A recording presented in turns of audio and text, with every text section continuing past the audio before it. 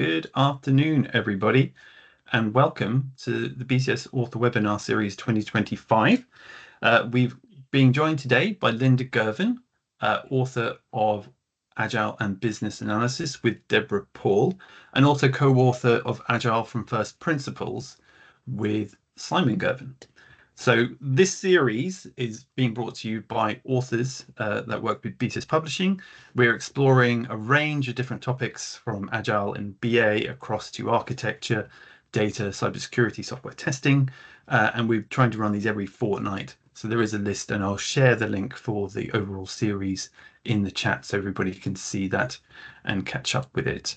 We are talking very much about Agile and Business Analysis today. I'll post a link for the book in the chat as well, and there's going to be a special discount for that title just for the rest of this week for anybody who wishes to partake in that. And just before I hand over to Lynn, what we're going to be also promoting is what your next step is on that journey, because BCS is very much here to cater for your entire career in IT and particularly in business analysis. And as part of that, we have a range of world-leading certifications for business analysis, including Agile Business Analysis is part of our professional level for the Business Analysis Advanced International Diploma in Business Analysis, no less. So rather than me saying Business Analysis anymore, I'm going to hand over to Lynn, who's going to cover off some of the key themes from the book and give us a bit of an understanding about herself, why she wrote the book, and how we can learn more about these particular themes. So without further ado, over to you, Lynn. And one final thing, just before we go, we are recording. We will be doing questions potentially along the way, but also at the end. So if you have any questions, please pop them in the Q&A. Yeah, look forward to hearing what questions you have. Lynda. Thank you very much. And it's really lovely to be here to be able to talk about this book. This is the second edition of Agile and Business Analysis. I think the first one was written in 2015, and this one just came out last year. And gosh, so much has changed, yet so much has stayed the same. So it's been really fantastic to actually revisit all the things we did in the first edition for this second edition. But I just wanted to talk a little bit and take the opportunity to explain why Deborah and I wrote this book, and from my own personal perspective, really, what was a passion, if you like, that fueled me into writing and committing pen to paper in terms of Agile and Business Analysis. And I think the book sort of in some ways speaks for itself, because Ian mentioned themes, and I would say that the book is broadly categorized into three sort of themes or three main areas, and not all of these probably immediately would spring to mind for business analysts as being themes of Agile and Business Analysis, and I think that's really why we included it in the book. So I think the first thing is, what do we mean by Agile? I think this has been done to death in many areas, but what does Agile mean to business analysts? From my own experience, in the years leading up to us writing this book, I'd spent a good 10 years working in Agile development, working with Agile development teams, but also working strategically as a business analyst. And I think that first thing is about, how do business analysts actually apply an Agile mindset? I think there's a little bit of thinking out there that Agile applies to development teams, and therefore business analysts just needs to work with an Agile development team. But actually this book talks about how you can apply an Agile mindset, and I'll talk a little bit more maybe about that in a moment. The second area of the book, the sort of middle section really, is really to do with business agility.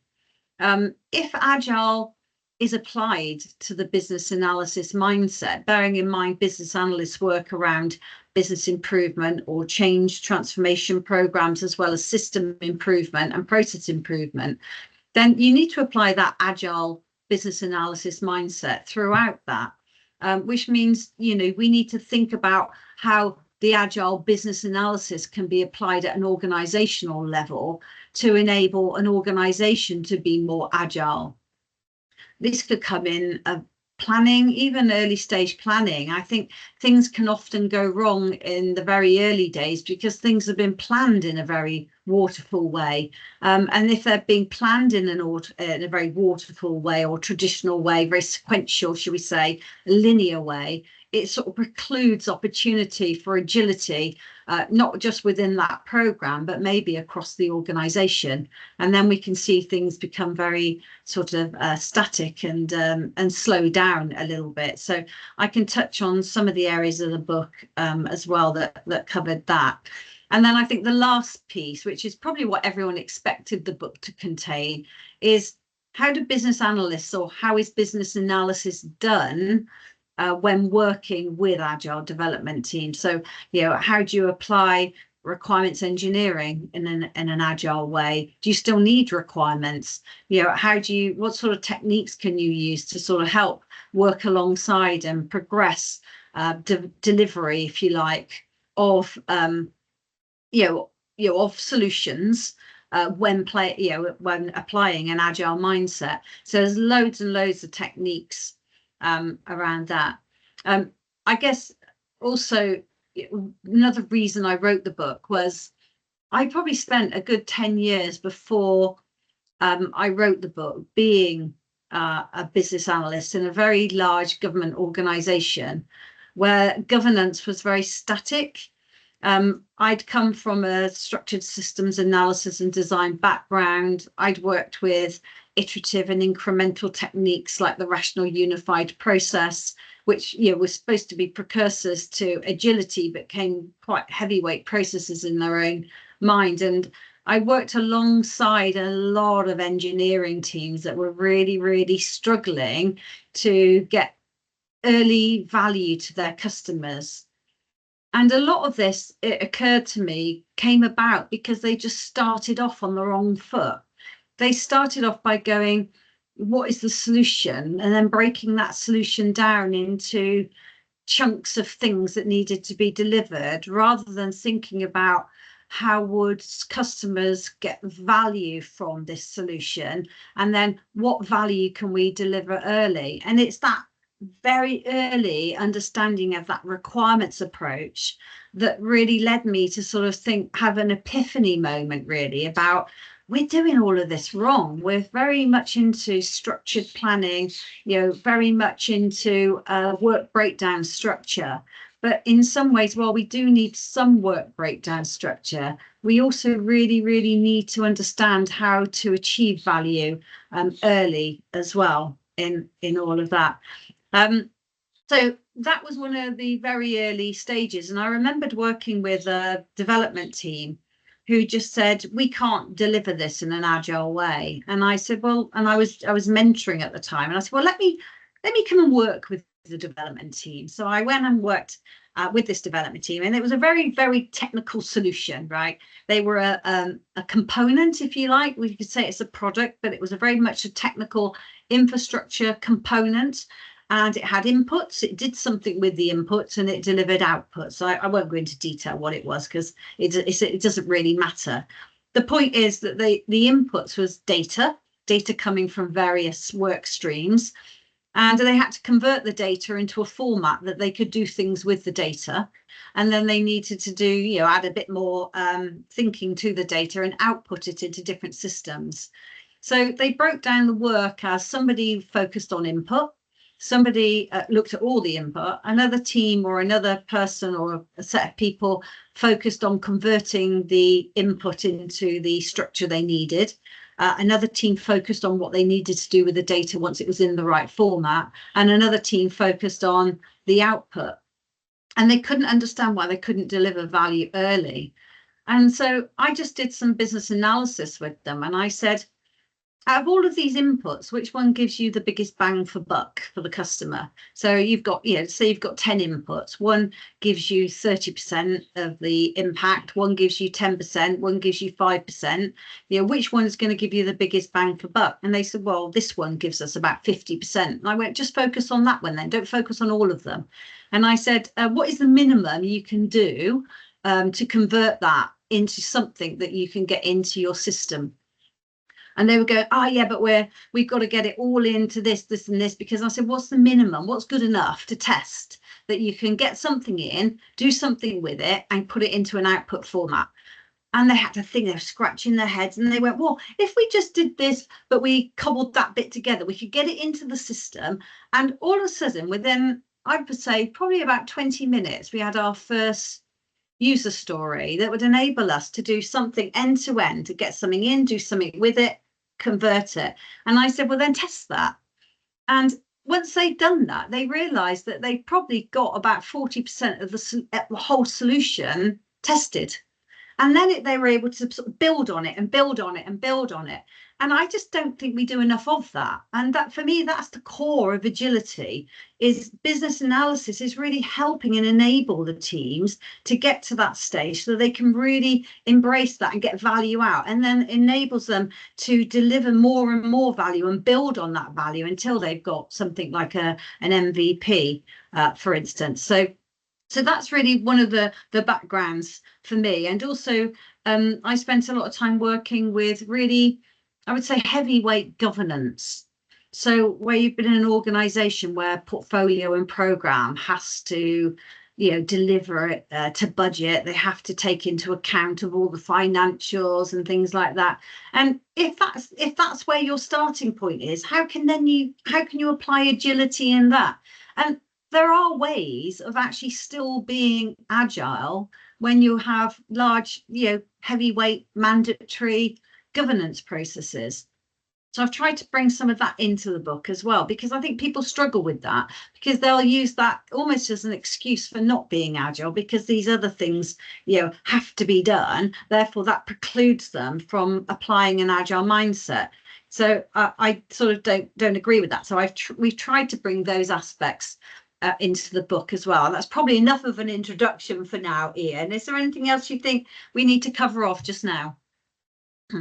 Well, that was a good, that almost covered the entire webinar, but that was a good 10 minutes. Lynda. No, that was excellent. We do have a question coming up, which I think, if it's okay, we'll wait for the techniques element around meetings versus delivery.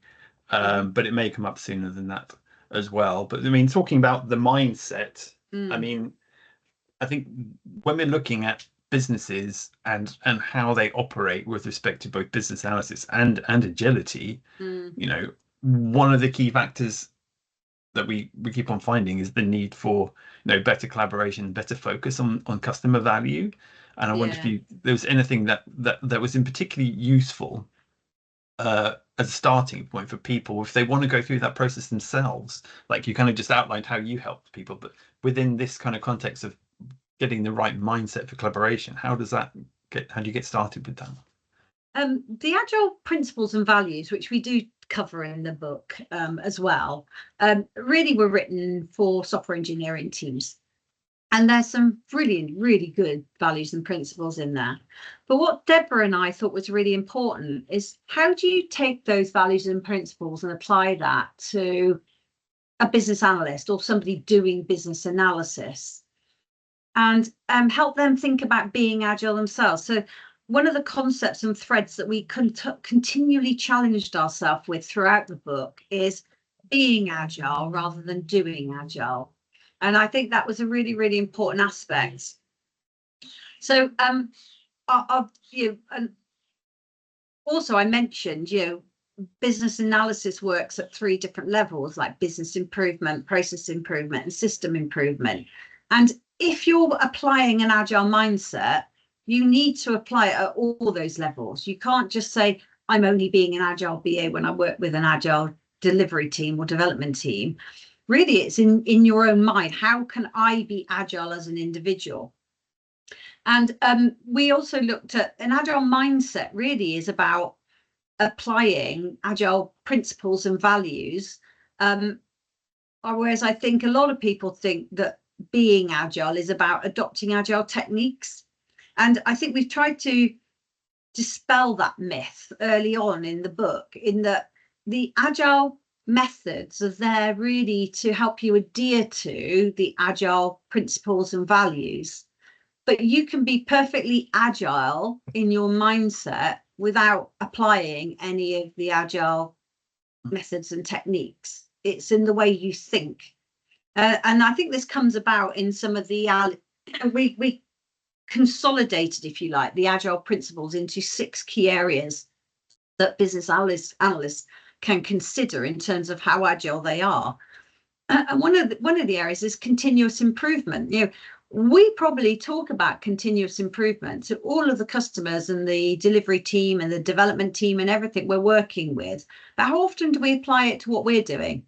And I think this is that sort of reflecting back on ourselves a little bit about how do we apply a continuous improvement to our processes, the way we engage, and the approach, if you like, that we use.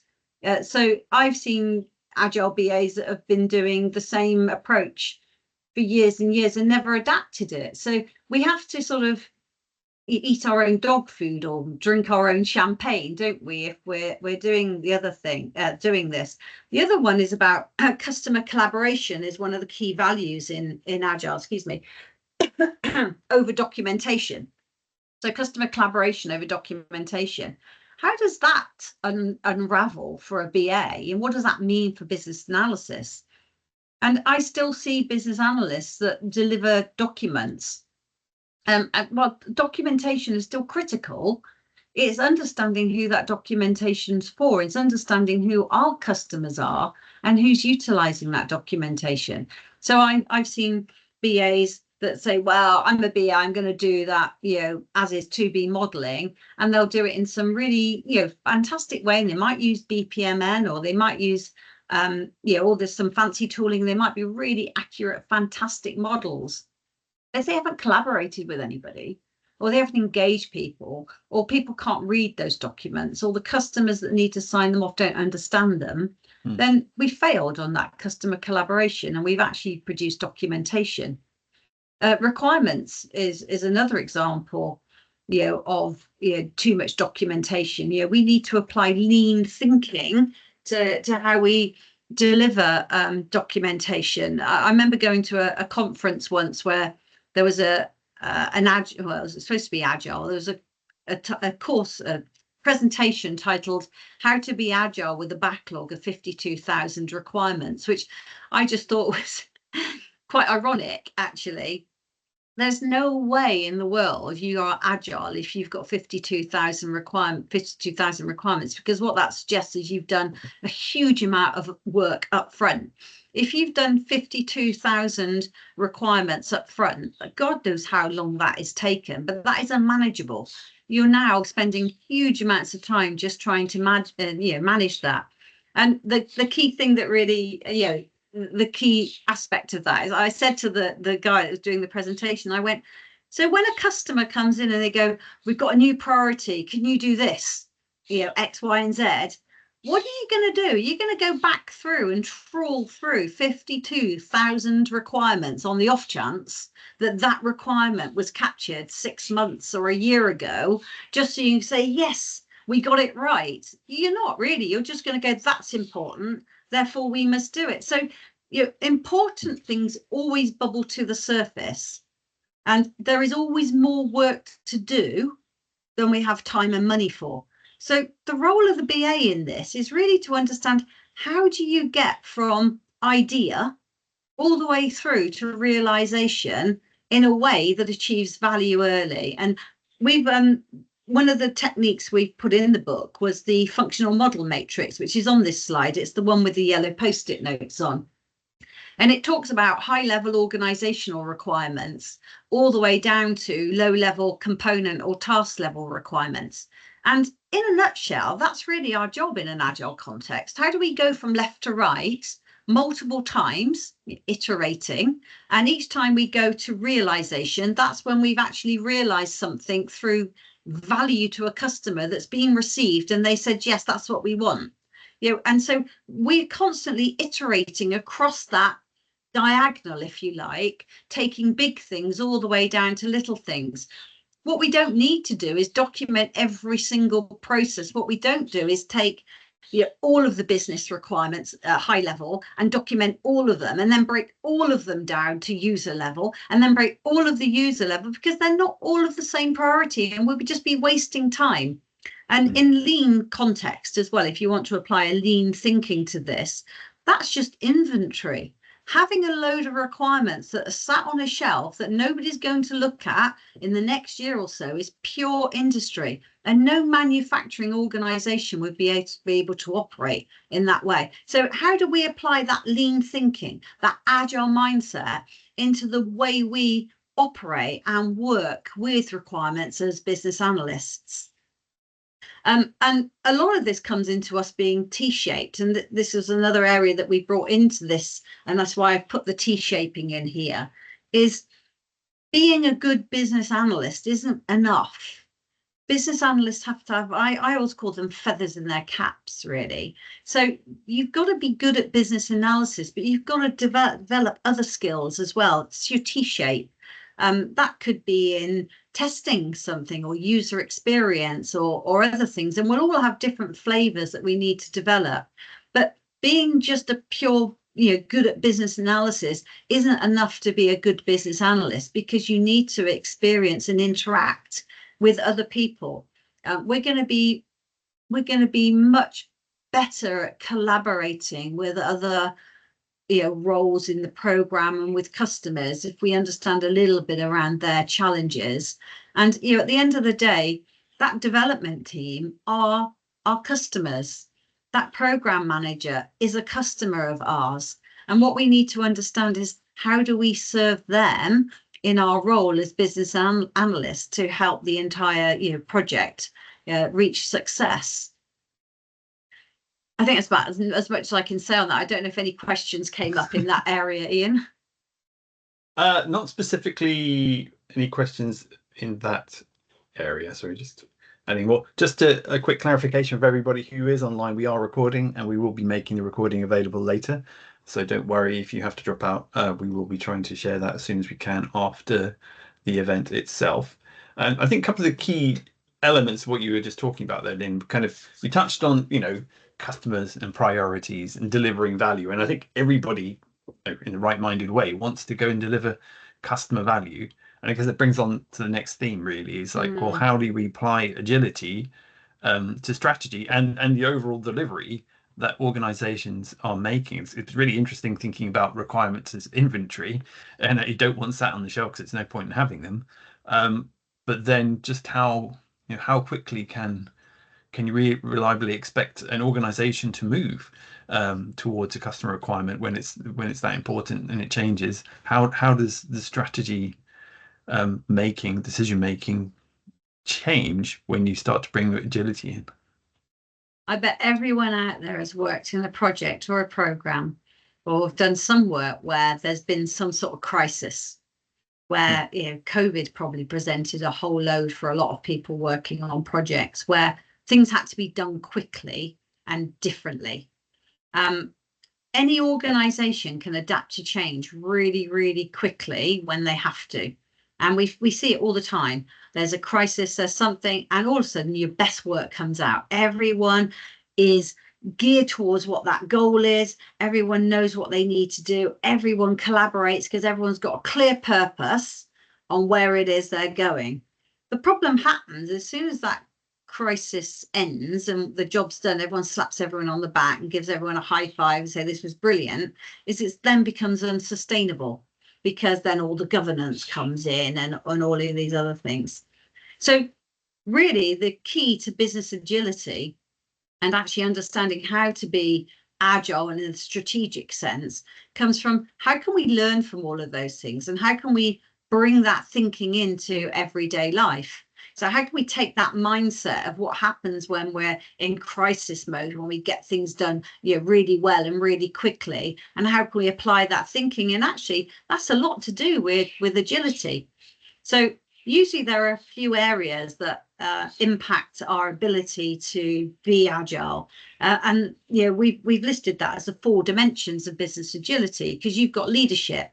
So if leadership want to plan before they do, then that's actually going to stop value being delivered early. So understanding, making sure that the leadership has a good mindset. There's a lot that BAs can do in terms of influencing that. If you're a lead BA or a senior BA, you're often working with leaders, and we need to recognize our role is to challenge and influence them as well to do things in a better way to help them achieve what they need in their leadership roles. Keeping that focus on customer focus. Why are we doing this? I don't know any BA that doesn't usually start a conversation with what is the problem we're trying to solve. And I've actually adapted that question a lot over the years. And now I ask, because there's usually always a solution that is presented to us as well. I usually say, what problem exists to which this solution is the right solution? And if somebody struggles to answer that, then they haven't really thought it through. How is capability going to enable that agility? What about the culture of the organization? Is it geared up to agility? Are people rewarded in a way that rewards teamwork versus individual work? Is the culture a culture that empowers people? Is it a culture that supports collaboration and networking or networks of interconnected teams?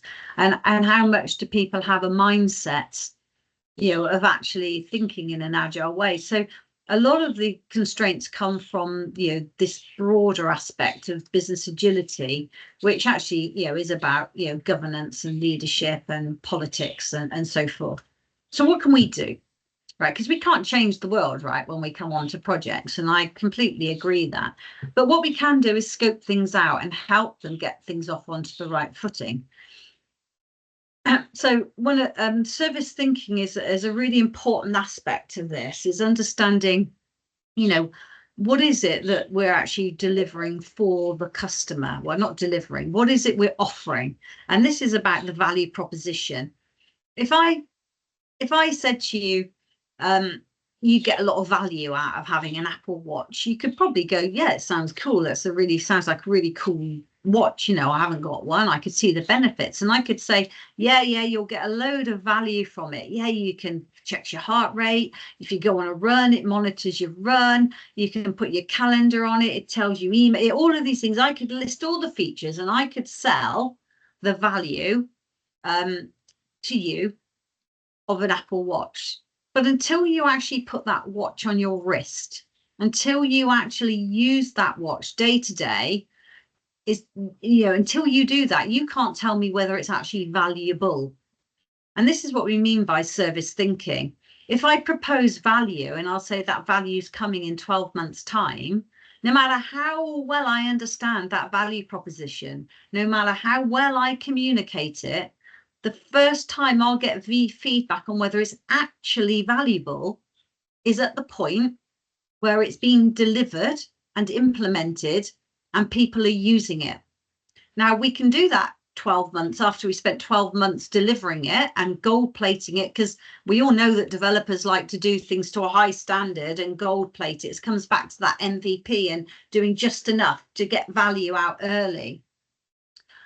If we don't get that feedback early, we're going to get that feedback much later. And if we get it much later, we might turn out that we spent 12 months delivering the wrong thing. Whereas actually we need to spend probably 2 or 3 months delivering something which we can test the hypothesis on and say, actually, is it the right thing? If it is the right thing, let's do more of it. If it's not the right thing, let's deviate and do something else. So we can actually help by challenging that approach.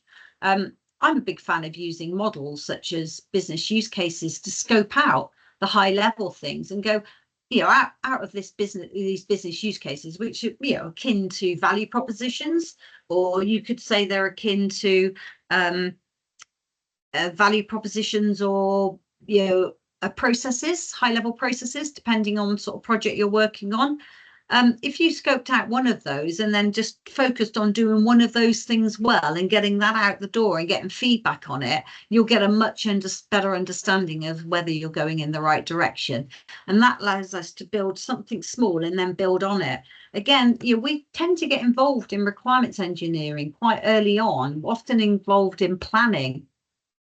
Another thing I think, and I've got a whole chapter on this, and this is my I guess, my baby really. It's one of the things, bugbears is another way.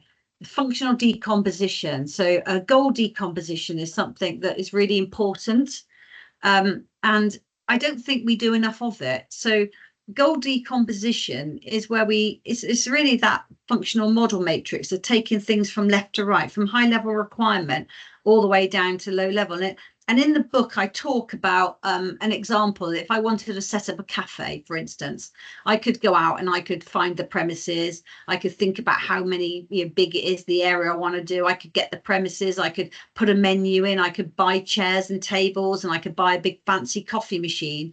And then I could set the whole cafe up and running, to only find there's no footfall, or there's another cafe just opening down the road that I didn't know about, or nobody likes my brand of coffee, or there's just no market for it. I've wasted a lot of money and time if I do it that way. Another way I could probably do is say, well, my ultimate goal is to open a cafe, but I want to test this. So what I'm going to do is I'm going to, open up a small coffee hut somewhere, maybe in a local park in an area I think that would be value in it. And I'm going to test whether people like the coffee that I serve. I could break that down even further and say, well, just to start with, I'm just going to test whether there's enough footfall. So actually, I'll just offer, the cheapest thing. The minimum I could do is probably offer instant coffee and tea bags, and I'll just have a hot water flask. And then as I learn more and I grow more, I could then build up to a much better brand of coffee. I could invest in a machine. I could build on this and grow and grow and grow.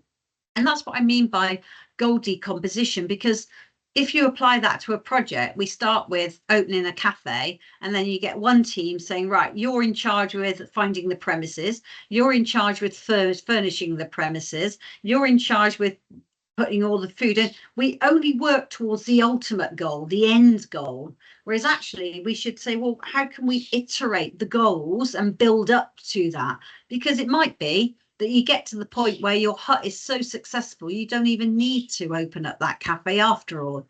And actually you're fine. You can quit while you're ahead, if you like, and stop there. So focusing on goal decomposition and thinking about where we sit into that is really, really important. You can see on this diagram, actually, I use Alistair Coburn's goal levels. I don't know, some of you may be familiar with this. Alistair Coburn, along with Ivar Jakobsen, were probably both instrumental in the big movement of writing use cases. And Alistair talks about use cases at various levels, so high level, kite level, and sea level. And sea level is really your user level.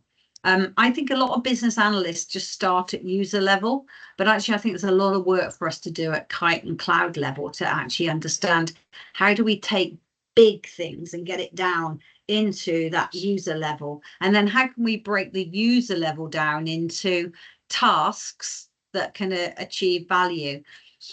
Most development teams focus at the fish level at the bottom, so somebody's got to be focusing on these goal levels all the way down, because it's the fish level tasks that are completed which actually result in implemented software, working software. So there has to be a relationship between all of those things, and that's really important for us as business analysts. And I get the other point I just wanted to make in here as well is not all projects are equal, not all programs, not all solutions are equal. Sometimes we're working on stuff, like a straightforward data migration. It's been done before. We know how to do it. We know who the stakeholders are. We could say that's clear in terms of complexity. Really analysis comes into place. Analysis, the need for analysis comes into place when it's complicated. Where we know what we need to do, but we don't really know how to get there. Right, that's when we need really good, solid business analysis. If it's complex, not been done before, don't know how to do it, don't really know where to start, nobody else has done it before, really unsure, that's where you really need to do testing. That's where you need to have ideas. That's where innovation is required, because you need to test hypothesis to understand how to overcome that complexity so that you move complexity into the complicated space. Once it's into the complicated space, now we understand it, then you can apply business analysis to it. So business analysis works really good in the clear and the complicated space in terms of applying a lot of business analysis techniques. But when it comes into the complex space, it's really about convergent, divergent thinking. This is where we have to look at business analysis in that way more that strategic space. But this is where it's uncertain, it's a mess. There's a whole load of things we need to fathom out before we can apply a lot of our business analysis thinking in that space. So understanding connecting and things like complexity and complex adaptive systems is really key as well. And that's another feather in your cap, right, for a T-shaped BA. That's actually really interesting. I mean, those different things one needs to find out about. Does that apply strictly, at the strategy level, or is that also kind of an operational level in terms of some of these aspects? It could apply at any level. I mean, it could be just a particular solution could be very complex, so it doesn't, I think it's the thinking that needs to be applied. You might have a really, well thought out program that's planned, that is maybe it's clear, it's very clear what the program is trying to do, but there might be one aspect of that program which is complex. And that's where agility is required then, because you want that to test hypothesis. You want to evolve understanding. If you've got a complex problem, you can't go in and go, what are your requirements? Nobody knows them. It's complex. You've got to use different techniques there and just say, well, what do we understand? What don't we understand? What are the ideas that we have? And business analysis becomes the facilitator of that. And then, once that's understood, because it could be a component level or it could be a whole program. But this is what I mean about, an agile mindset is more important than being able to use agile techniques, because once you have that agile mindset, you can apply it to whatever problem you're looking at, and you'll start to see patterns, or should I say anti-patterns, of things that are going against you being able to do those things. And that's where we can provide challenge and and leadership in that space as well, which is really important for business analysts to do. Super. That's really good, because it actually does slightly, we talked about mindset. We have something on techniques here and actually getting into some of those points. And that was the thing. There's a couple of questions here really about some of those effectively. One's about anti-patterns and one's really about understanding more some of the applications of a technique. So the key challenge here, the anti-pattern, is having too many sprint meetings and little time to do actual delivery. And then I'll just flow that in with the other point here, which is whether story points are a good thing or a bad thing, use of flow metrics, and number of people or items in a queue and how quickly they enter, how long they stay in queue. I think those will relate to different techniques of measuring progress through, and techniques that you can use. Do you have any kind of thoughts around some of those particular, patterns, anti-patterns, approaches, dead ends, perhaps? Gosh, there's so much to unpick in there. So one of the things that I always see with with development teams that I'm working with, or even business analysis work, is prioritization. People don't really understand how to prioritize.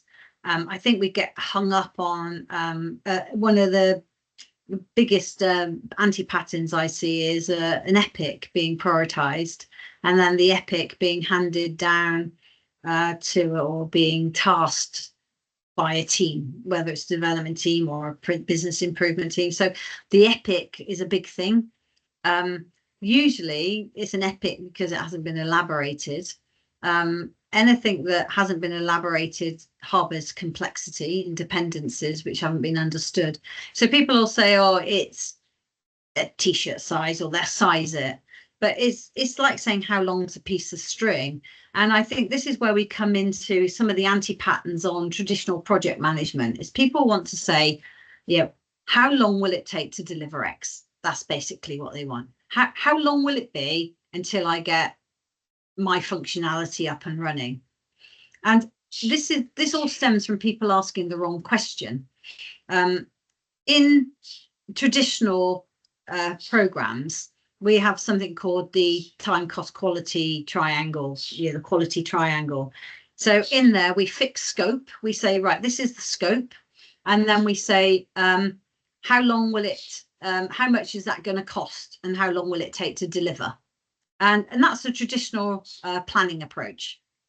And then everything inside that then gets prioritized against those three things. And basically, one of those levers, if scope can't change, then time will change, it will take longer, or the cost goes up, or quality is reduced. Or if the time scale can't change, then the scope's decreased, the cost goes up, and quality is often reduced. Agile takes a very, very different view. And this is part of the mindset that we need to flip to, is it flips that completely on its head. And it says, with this amount of time and this amount of money, how much scope can we deliver to the quality characteristics that we want? So what and the way it does that is through iterative planning and sprint planning. So it says, if I've got 2 weeks and I've got a team of 7, how much of the scope can we actually achieve?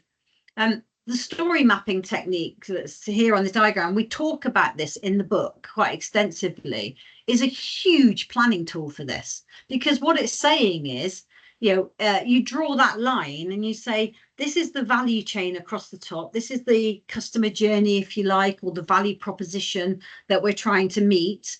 What are the tasks underneath that are going to help us to do that? And then under each heading, you go, good, better, best. What's good enough to get something out the door? What would make it better and what would make it the best it could be? And then you move those things down. So you just do the good enough bit. And then you build all of that into that iteration. And you say, well, how much of this will we able to do within a 2-week sprint? And then at the end of the 2-week sprint, you've now got a baseline of which to estimate the next piece of work. So then you could say, well, how much more do we need to get an MVP released that's going to achieve that value? And then, so you're focusing on your working software being the actual value rather than metricizing how big a requirement is or how big a task is. So it's flipping these things around. So velocity should be based on how much is done, completed, not how much work has been scheduled. And I think these are some of the anti-patterns. So story points, is that a good way of managing velocity? However you want to manage value, what I don't think works well is where people keep carrying over tasks into new sprints so they don't ever achieve value. So they never get to the end of something. So they take in a task in a sprint and it never actually achieves that value, and it keeps rolling over and rolling over. And when you get into, so you need to then go back and go, well, if that's the case, how do we elaborate more so that we don't have that in the future? And you do that by putting in techniques by definition of done, definition of ready. So, in order to take work into a sprint, it has to be elaborated to this level of detail. It can only when it's fully elaborated to the point that a technology or development team can take that work on, is it then estimated. We know it's elaborated when we've done a proper planning session where everyone's done something like planning poker or wideband Delphi as a way of engaging and saying, well, I think it's an 8, you think it's a 5, I think it's a 3. Let's have a discussion. Maybe the person that thought it's an 8, knows something the other people don't, or whether, and it involves that collaboration and conversation around it. If you get into planning sessions, and Bob takes task 1 and, Margaret takes task B and everyone individual takes their own individual tasks, you actually lose that opportunity to really collaborate around the work. And you're then reliant on individuals then to stop other people to ask those questions, where it should all be done in the planning session. So I don't think a lot of planning sessions are done robustly enough. I think a lot of them are a nod to. I'd like to see a lot more use of planning, storyboarding and story mapping as a way of really being able to sketch out and see where the gaps are, and have everyone really clear on what value. Like if you've got a 3-month goal, or even a 6-week goal, that's 3 sprints. What are you all trying to do in that 6 weeks? What is the actual goal? At the end of that 6 weeks, what do you need to have in place? I said earlier that whenever there's a crisis, everyone seems to be able to, throw out all of the unnecessary stuff and get the goal. There's a clear purpose. Everyone rallies around that clear purpose, and we need to reinvigorate that in day-to-day activities by having really clear goals of what we're trying to deliver, so everyone that's engaged in that work understands their part and how it contributes to the goal for that, whatever that planning session is, whether it's 3 months, whether it's 6 weeks, whether it's even 2 weeks. I think that's really, really important to have clear goals. Whereas I think what we end up with is having a 12-month plan, and then you break that plan down and people lose interest because their infrastructure work is just going to be bumbling along for the next 6 months to 12 months, and they don't really understand or see where it's going to, when it's going to add value, in contrast with the other stuff that's going on, because they're not liaising with so the dependencies aren't being understood. So all of these things, and business analysis plays a real role in this, because we should be defining what those goals are. We should be helping to find what that value is, which relates to those goals, and putting in processes to make sure that that analysis work is done to a point that our customer, the development team, has enough information required to actually achieve their tasks without having to keep stopping and going back because analysis work wasn't achieved or done to enough level, and there was harboring complexity or dependencies within it. That was probably quite a lengthy answer to that. It's a good answer, Lynn. I mean, it kind of points out sort of there's a certain level of, for that kind of velocity, there's a certain level of flexibility needed, which I think is, the mindset encourages that kind of flexibility in terms of the way you would go about that planning. And I guess just my kind of contrast then is how that butts up against organizational culture, because doesn't the culture take a long time to become as flexible as that kind of mindset? It does, but I would also say that culture is defined by the worst tolerated behavior. So if you're tolerating behavior and you're not calling it out, then you're part of the problem. And we all, we need to feel safe to challenge, and that's where things like psychological safety come in, is we need to be able to feel safe to challenge. But one person has to step forward to change the culture. Most organizations want success. Most organizations are willing to try new things, but it can't be a massive change. You've got to prove and test it in order for them to see that there's a new way of working. I mean, I've worked with a lot of development teams over the years, and sometimes it's just about bringing these things out and don't trying to change everything all at once. Just saying, well, maybe if we tried this, or highlighting problems or getting them to raise problems and saying, well, what can we do to change this? I think there's an element of coaching in all of this as well with business analysts. I mean, I've got a coaching background anyway, but I do think it's a really valid starting point for BAs. Is a lot of development teams say, oh, we couldn't do that because blah, blah, blah, blah, blah, or we couldn't do this. And especially when this comes out in retros. And I will say to them, so what do you need to have in place then to stop that happening next time? Mostly they'll want other people to do something, but often a lot of it's for them to do something different. And you say, so well, what are you going to do then to change that? You don't like this, you don't want this to happen again. So what action are you taking to change that? And then that goes up onto the process improvement, the continuous improvement. If retros are happening and all these continuous improvement things are just falling by the wayside and never being planned in, then there's never going to be continuous improvement. So all of this is just coming back and reflecting back on people. So rather than accepting the status quo, if we're looking at it and we can see that these things need to change, then we need to look at our own behavior. We need to look at the way we're operating as BAs. We need to walk the walk as well. We can't expect other people to change things that we're not prepared to change about ourselves. And then we need to challenge cultural norms, if you like, if they are an anti-pattern or not helping those things move forward. Culture is actually is defined by behavior. Behavior is defined by habits. And habits, changing habits takes time. We need to think about how those habits get changed, and habits and culture are all defined by individuals and what individuals are willing to tolerate. It's really that's a great perspective actually to bring, and I think some of the tools you just talked about, this is a problem, what action is everyone taking, what are you taking, what can I do about it, is really valuable. I think we've all seen change and been said, oh yes, you need to change over there. I'm not changing, you need to change. It's like, no, I think there's no silver change. bullet, there's no silver bullet to this, and this is what I said at the start as well. There's no technique I can pull out of the business analysis, the Agile and BA book, and go use this technique to change culture. I think that's a whole different book. Maybe that's the next steps, but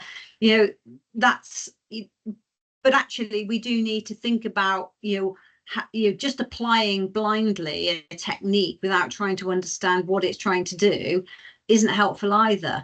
Take a technique like the three amigos, the behavior driven development. The whole point that a lot of the Agile techniques are built around collaborating with individuals. They're trying to cut across those barriers where people are siloed or not connecting, and it's only when we engage and connect on a physical level in the workplace and not sending everything by email can we actually tend to move things forward. We need to look up the three amigos, but yes. I just reminded of the film, which is very different. Oh yeah, it was a developer, tester, and a business sponsor, or BA. Fantastic. We've kind of got to the last bit of the webinar now. If there's any additional Q&As anybody wants to share, then please do. We just need to prioritize them and get to them. What we do have is one question which didn't relate really to any of the other slides so far, which is basically about the role of the business analyst, which seems a lot of time to have a very wide description on job sites. The question really is, do you think that there's an unclear understanding of what a BA is? I love this question, but hate it in equal measure. I think I wrote a post on LinkedIn to do with this, and that I think people get so hung up on role titles. And I think they're really, really unhelpful. I'm a BA, therefore I must do this, and someone else does that. Each one of us has a set of skill sets. And yes, we might be doing a specific role, but that doesn't mean that we forget all of the other skills we ever brought into that. If you were previously a tester and then you're now doing a BA role, if it's helpful to bring in that testing mindset, it gives another flavor to that business analyst role. Ultimately, though, I'm not a big fan on business analysts being specialized. Business analysis to me is, the clues in the title, right? It's analysis of the business. It's straightforward. It's simple as that. You can apply all the different techniques and methods. You can put people in different roles and responsibilities of program strategy, but the job is still is the same, and it's taking a holistic view. It's a helicopter view. And that helicopter view needs to look down on the problem space, however big or small it is that you've been defined, and to say, in terms of the change that we're looking at, and every project solution, everything we're working in is basically a change. How is that impacting people, processes, policies, legal, legal? Is it organizational structure? What information do we know about this? What data do we understand about this? What technology is needed to support this? And that's what I mean by looking at it holistically, because if we focused, saying, well, I'm a process improvement BA, and therefore I only ever look at processes, you're not doing the BA role, because you're not looking at the people, you're not also looking at the information and the technology. So I think there are lots of people that can do specialist roles, developers, project managers, people inside, organization, team leaders. Business analysis, the beauty of business analysis is drawing and looking for the gaps and holes in that solution, and then being able to say, I can delve into this area and help fill that gap, or I can see where that gap needs to be filled, but we need to bring in a specialist for that. So in some ways, it's like, I can change a light bulb, but I sort of know when I need to bring in an electrician. And I think business analysis is looking, a helicopter view of the problem. And wherever we have our specialisms, we might be able to go in deeper into any one aspect of that. Sometimes I find myself in a change role or a comms role because that's where the gap is, and that somebody else is already doing some of that, deep analysis stuff in the development team. I'm not going to tell them to move out the way. If they're doing it, that's great, as long as it's being done. And that was another thing that Deborah and I always said, is business analysis is critical. Having a dedicated business analyst isn't, right? As long as somebody is doing business analysis, that is what's key. And I think that gets us around that role title a little bit. So I'd like BAs to step back and realize that they're first and foremost, their job is to analyze the business holistically. And then secondly is to identify those gaps in those areas and look for ways to plugging them. And if you're a specialist, you sort of lose that. So, I mean, would you say that, I mean, is it specialist for BAs to know about IT or user research or service design, or are these just, I mean, these areas that you have to employ or that you can employ? And this comes back to the T-shape, right? So business analysis at your core is just what I've said. It's being able to come in and look at the problem holistically and understand enough about all of those aspects, and then either work with experts, or if you have that feather in your cap where you've also happened to be, qualified as a user researcher or a UX or customer experience person, then you can go down that route as well. But if you purely go down that route at the expense of that holistic view, then those gaps still exist within the program. So being T-shaped is really important. And sometimes you'll be able to fulfill some of those specialisms, but you shouldn't do it at the cost of an holistic business analysis approach. Super. Well, thank you very much, Lynda. I think we've come to the end of the questions and the end of the webinar now. So I very much appreciate a good hour with yourself, Lynda, there. We got a lot of value out of you. So I have to say we've got some very happy customers still on the call, and we'll be sharing the video as described before, after the call. It'll come probably by the end of the week. So that, just please watch out for that. Otherwise, if you want to look at any other author webinars coming up, I posted a link. They've got something coming up on business architecture. I think that's in early July.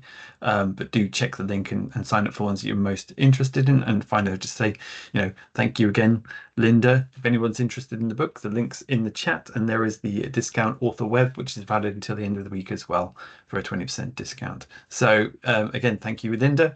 Thank you all for attending, and I hope you've enjoyed this webinar. I've been Ian Borthwick, Head of Publishing for BCS, and with that, I'll say adieu. Good afternoon. Thank you very much.